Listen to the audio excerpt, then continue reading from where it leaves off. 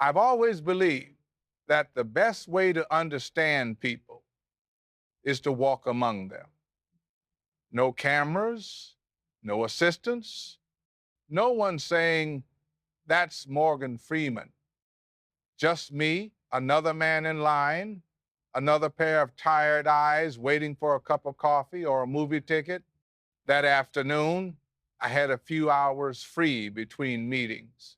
The sky over Los Angeles had that warm, golden haze, the kind that makes you slow down without realizing it. I decided to do something I hadn't done in years. Go out by myself. No driver, no press, just a quiet walk to a local shopping plaza I used to visit before everything got complicated. I pulled a plain cap low over my eyes, slipped on a mask, and took the long route along Wilshire Boulevard. It felt good, ordinary. No one asked for a photo. No one stared too long. For a moment, I wasn't Morgan Freeman, the actor or the narrator people hear in their heads. I was just another man trying to pick up dinner and breathe for a while. Inside the plaza, it was busy but calm, families pushing carts, teenagers talking too loud, the usual mix of life in motion.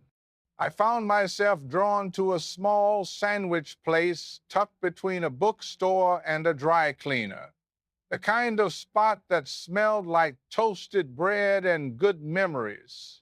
I got in line behind a young couple and a man in a dark suit who was scrolling through his phone like the world owed him time. The cashier looked nervous.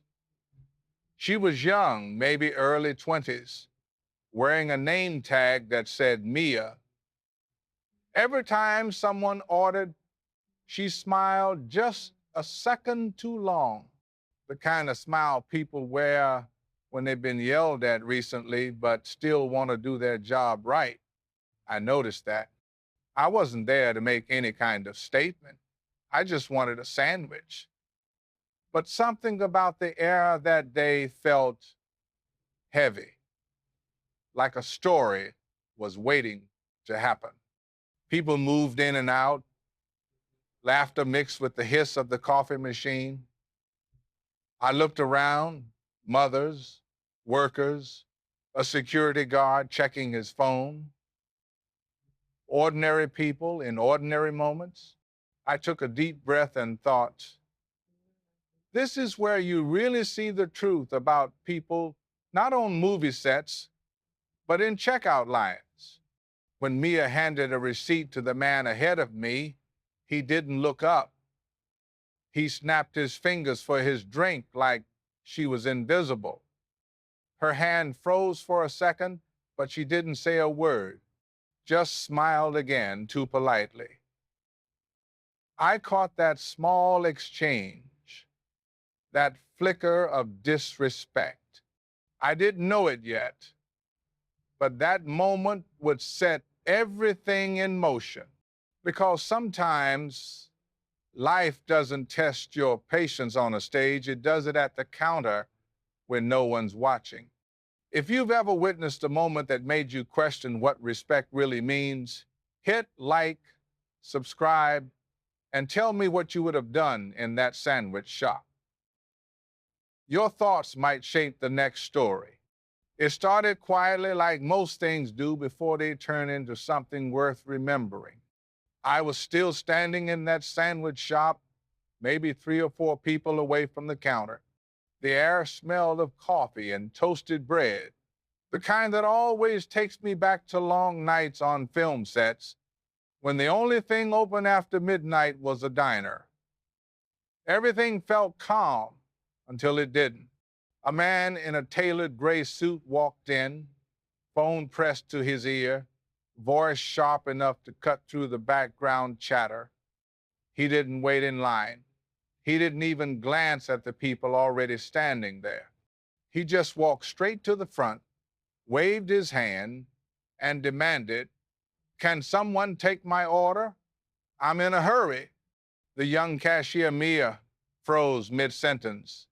The couple she was helping stepped aside awkwardly. I saw that moment of hesitation, that fear of confrontation flicker across her face. She looked at the man and said softly, "Sir, there's a line, if you could please." He cut her off before she finished. "Do you have any idea who I am?" His voice carried across the small room. A few heads turned. Someone whispered. Another person lifted their phone, pretending to check messages but really recording. I stayed silent. Observing is something I've learned to do before speaking, before acting. It tells you more than any script ever could. The man's impatience wasn't just about time, it was habit. The way he looked at her, the tone, the posture, it said he was used to getting his way. Mia tried again, this time with a tremble in her voice. "Sir, I'll be right with you as soon as I finish this order." He laughed, short and mean. "Right. Because a sandwich is more important than respect, huh?" The room grew quiet. I felt the air change tight, brittle. No one moved. A child near the back asked her mother what was happening. I watched Mia swallow hard and keep smiling, though her eyes betrayed her. I thought about saying something right then. But sometimes you learn more by letting the moment play out. You see who steps up. You see who hides. The man kept talking louder, sharper. "This is pathetic service. Do you even know how to talk to customers?" His voice hit that edge where arrogance turns into cruelty. That was when the manager, a young man with rolled sleeves and a worried look, stepped in. "Sir, please lower your voice. We'll help you as soon as possible." The man ignored him. He pointed at Mia. "She should be fired. I spend more here in a month than she makes in a year."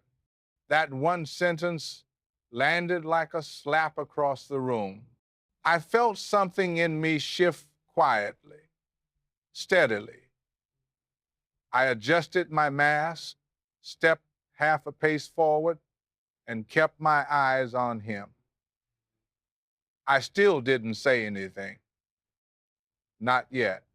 But in that moment, I knew this wasn't about sandwiches anymore. It was about something much bigger. Something people forget when they think power gives them permission to forget humility. There's a line between patience and silence. And in that sandwich shop, I felt it start to blur. The man in the gray suit wasn't done. Even after the manager tried to calm him down, he kept going. His voice rose, bouncing off the metal counters and glass doors. "This is what passes for customer service now?" he shouted. Pathetic. People had stopped pretending not to look. Phones were up. Someone whispered my name, but the mask and cap kept them guessing. I stayed still, hands in my pockets, watching the young cashier's face stiffen as she tried to hold her ground. Then he slammed his hand on the counter hard. Cups rattled. The girl flinched. The manager stepped closer. "Sir, that's enough.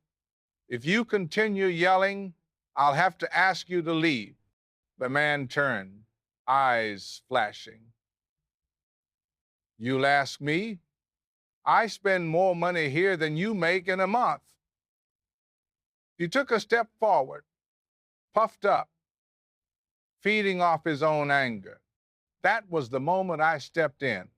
I didn't raise my voice. I just said, "Hey, brother, take it easy." He turned toward me, surprised like he hadn't noticed I was there. Excuse me? Take it easy, I repeated. Calm, slow. You're scaring people. He laughed, sharp and mocking. Who the hell are you supposed to be? For a second, I thought about telling him, about pulling the mask down and letting him realize who was standing in front of him. But that would have missed the point. I wasn't there as Morgan Freeman, the actor. I was just another man trying to remind someone how to act right. I'm nobody, I said. Just someone who thinks you should lower your voice. He stepped closer. You defending her now? You don't even know what happened. I know enough, I said. And I know yelling at someone half your age isn't going to fix anything. His jaw clenched. The people watching didn't breathe. For a moment, the entire place was still like a scene caught between two frames. Then the manager spoke again, firmer this time. Sir, please, let's not make this worse.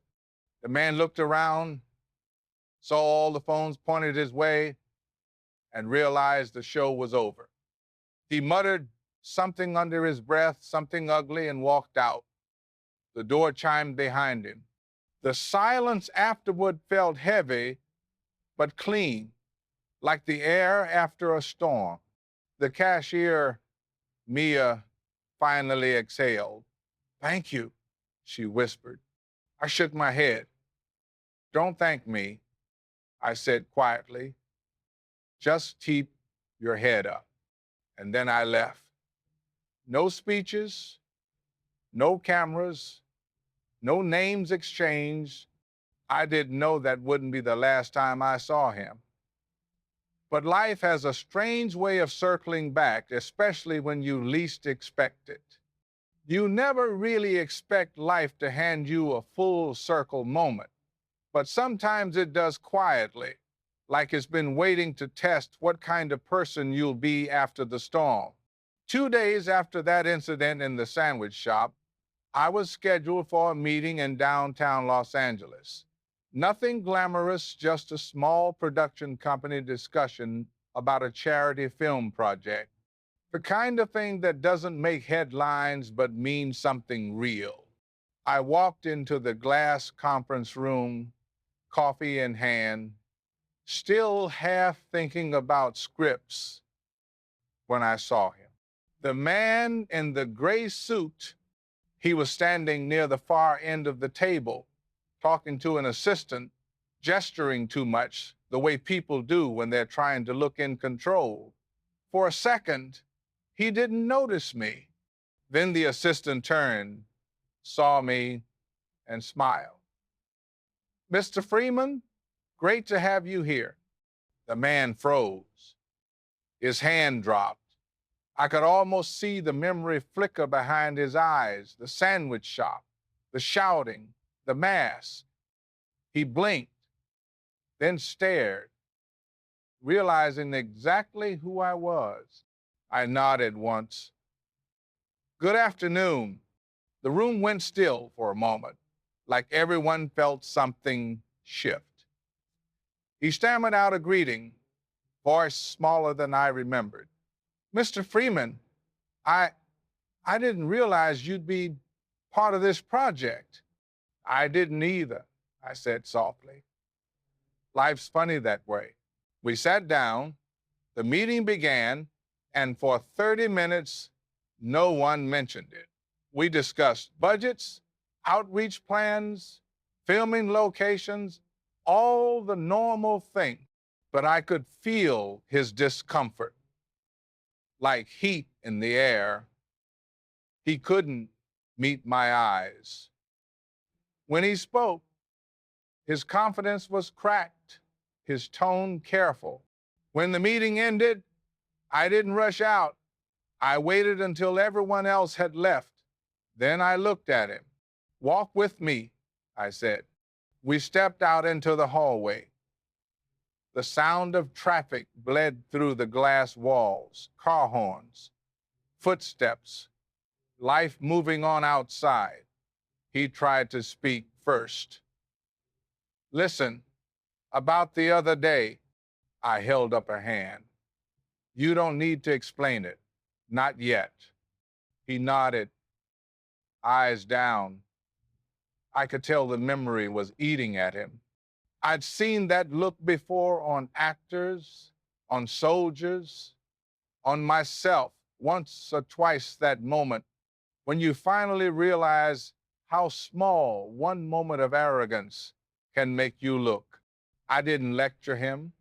I just said, what you do when nobody's watching, that's who you are. The cameras, the titles, the meetings, they don't mean much if you can't treat people right when it's inconvenient. He swallowed hard, then met my eyes for the first time. I understand, he said quietly. I smiled. Good, because the world gives second chances. It's up to us not to waste them. I walked away after that.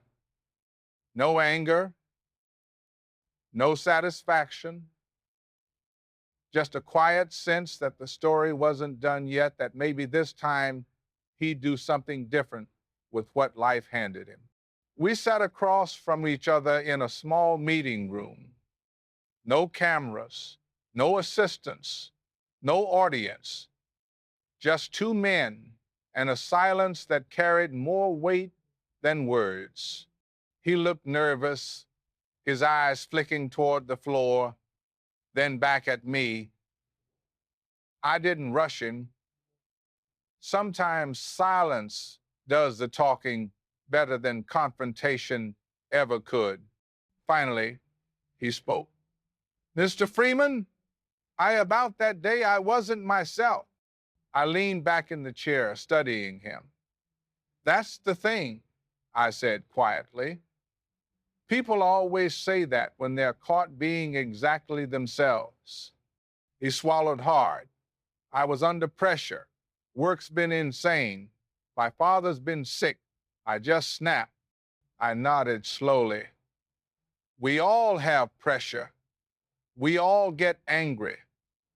But not everyone takes it out on the people who can't fight back. He didn't answer. His hands twisted together on the table. The arrogance I'd seen in the sandwich shop was gone, replaced by something smaller, something almost human. I told him the truth.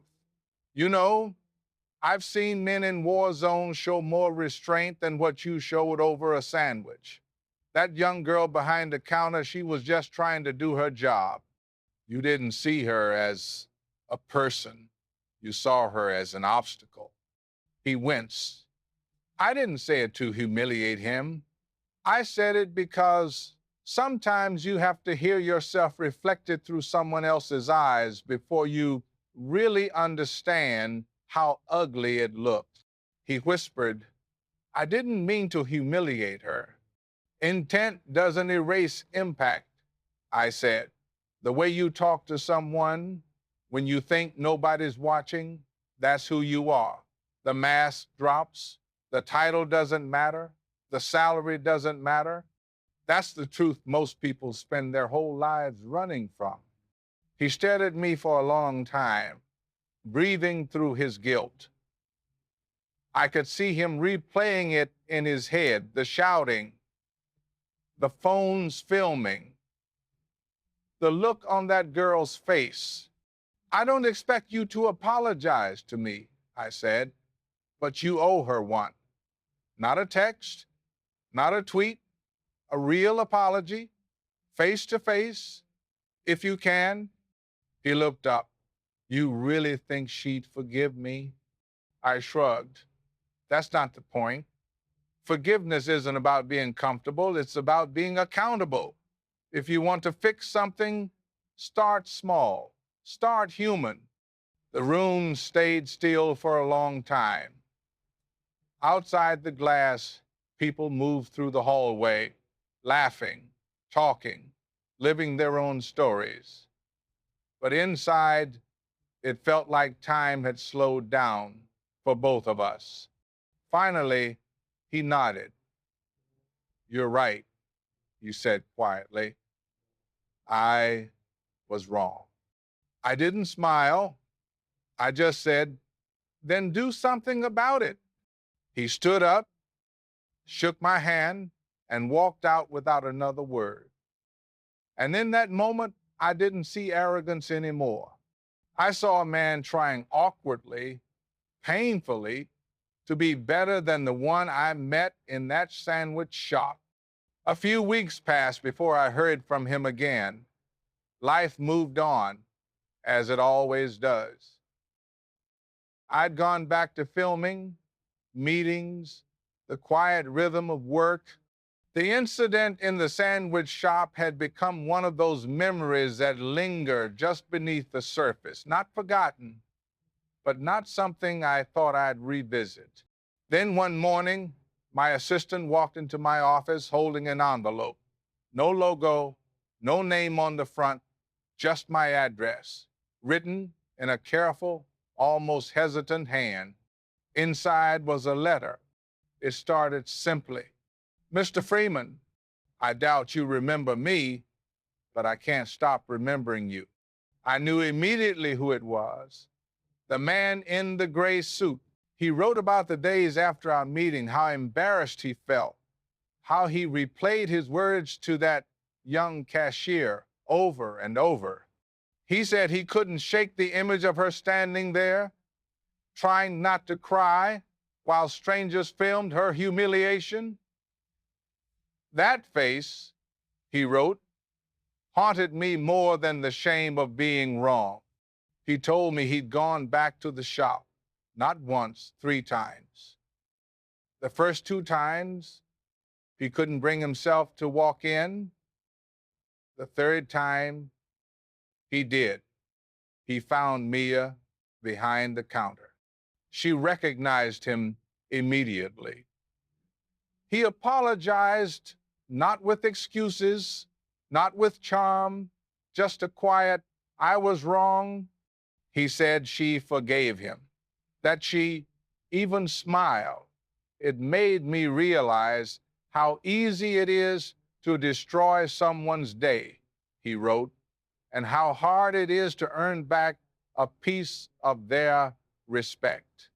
He went on to describe how that moment changed him, how he'd started mentoring his younger employees differently, how he joined a small local foundation that supports service workers facing harassment.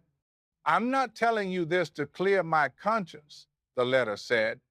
"I just wanted you to know that the man you confronted didn't stay that man." I sat with that letter for a long time, didn't move, didn't speak. I thought about how many times in my own life someone had given me a second chance, how many times I'd been spared by grace I didn't deserve. A few days later, I went back to that same sandwich shop. Mia was there, same bright smile. I ordered the same sandwich. When she handed me my receipt, I asked how she'd been. She said, "Better, sir. People surprise you sometimes." I smiled. "They do." I didn't tell her I'd read the letter. I didn't need to. Some things are meant to stay between the lesson and the learner. When I left, I looked back through the window, the sunlight hitting the counter, the smell of coffee, the hum of life carrying on. I realized the story wasn't about a rude man or a famous actor. It was about the space between the two, the space where change decides to live. A few months later, I found myself back in the same neighborhood, same street, same soft hum of city noise, same golden afternoon light that makes Los Angeles look forgiving. I stopped at that little sandwich shop again. I didn't plan to. It just sort of happened. Like life had drawn a quiet circle I hadn't noticed closing. Mia was there, still behind the counter. She recognized me before I even spoke. "You again," she said with a smile. Back for the turkey melt? Something like that, I said. How's business? She laughed. Better. People have been kinder lately. It's weird sometimes. One bad moment changes how you see everyone, but then one good one changes it back. I nodded. I knew what she meant. I didn't tell her about the letter. I didn't tell her that the man who'd once shouted at her had come back, humbled, trying to make things right. Some stories don't need sequels. Some lessons only work when they stay invisible. When I left the shop, I sat outside on a bench across the street, sandwich in hand. Cars rolled by, horns blaring, kids laughing, the rhythm of life carrying on careless, human, real. I thought about all the years I've been alive, all the faces I've seen, proud ones, broken ones, ones pretending not to care. And it hit me again. We never stop learning from each other, even when we think we've seen it all. People assume age gives you answers. It doesn't.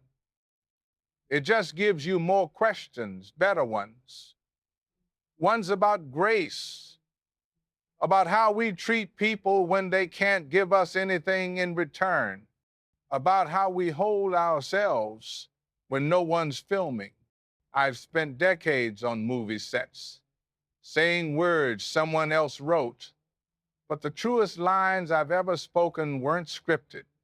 They were quiet. They happened in places like that, a sandwich shop, a waiting line, a hallway after an argument. You see, I don't tell these stories to make anyone look bad or to paint myself as the hero. I tell them because they remind me and maybe you that dignity is a choice we make every day. And respect is the one currency that never loses its value. Before I stood up to leave, I looked through the shop window one last time. Mia was laughing with another customer, her hands busy, her shoulders relaxed. The light from the counter caught her smile, small, unguarded, peaceful. I walked away, finished the last bite of my sandwich, and thought, that's what growth looks like. Not the loud kind, not the kind that asks to be seen, just quiet change, moving through ordinary moments, teaching us what it means to be human if we're patient enough to notice. If this story made you think about the quiet lessons life gives us, hit like, subscribe, and share your thoughts below. Have you ever seen someone change for the better? Or maybe been changed yourself? Your story might be the next one worth telling.